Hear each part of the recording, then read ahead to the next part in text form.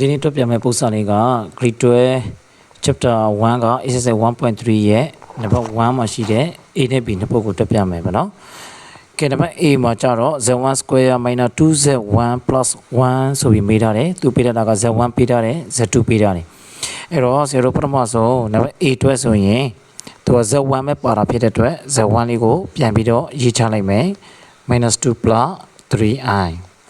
အဲ့မှာသူမေးတဲ့နေရာမှာဆိုတော့ z1 square ဆိုပြီးတစ်ခုပါတာပေါ့နော်အဲ့တော့ z1 square လေးကိုဆိုတော့အရင်ရှာရမယ် z1 square ဆိုတာက z1 က -2 plus 3i ဆိုပြီးရှိတယ်အဲ့တော့ဒါဆိုရင်ဒါကို -2 plus 3i ကိုဘယ်ထပ်တင်မလဲဆိုတော့နှစ်ထပ်တင်မယ်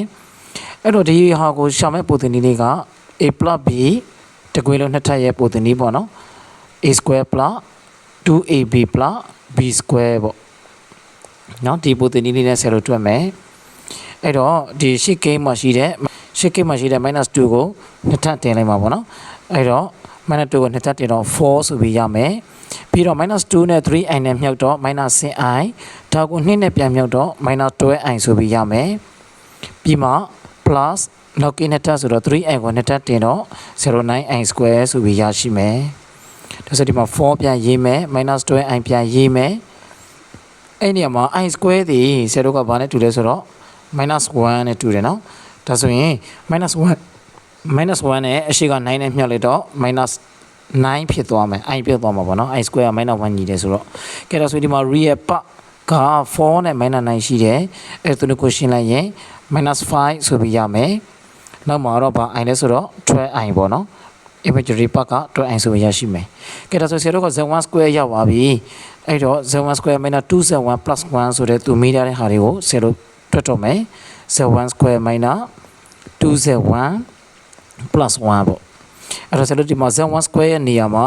0 minus 5 minus 12i လေးကိုအစားသွင်းလိုက်မယ်ပြီးမှ -2 ရှိမယ် z1 နေရာကသူပေးထားတာက -2 plus 3i ဆိုပြီးရှိတယ်ပြီးမှနောက်ဆုံးမှာ plus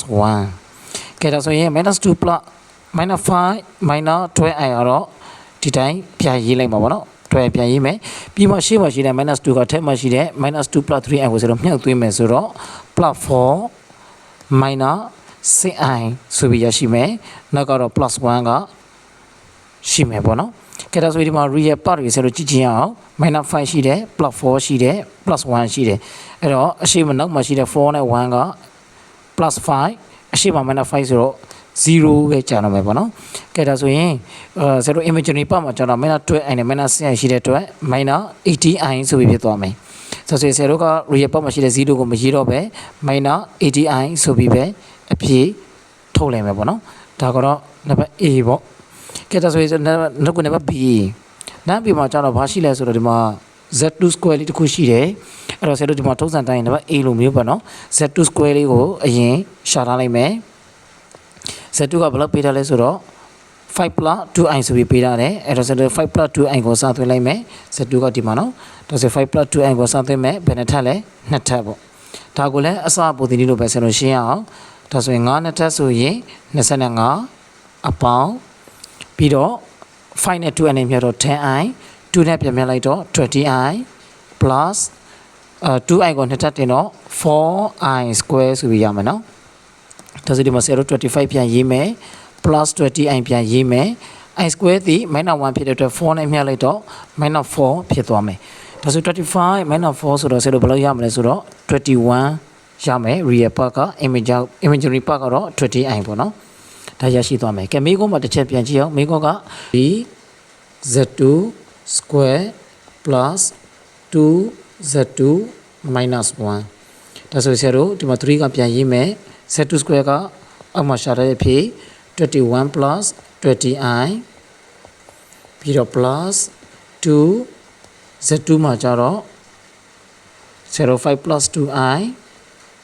ပြီးမှ minus 1လာမယ်ကဲဒါဆိုရင်ဒီမှာ3နဲ့0အရင်မြှောက်ထည့်မယ်ဆိုတော့63 plus 60i 2နဲ့မြှောက်ထည့်တော့10 plus 4i နောက်မှာတော့ minus 1ကဲဆို0 real part ကိုအရင်ရှင်းအောင်63နဲ့10ဆိုတော့64 minus 1ဆိုတော့73 minus 1ဆိုတော့72ရမယ် ပြီးတော့ 60i နဲ့ 4i ဆိုတော့ plus 64i ဆိုပြီးရရှိပါလို့ပေါ့နော်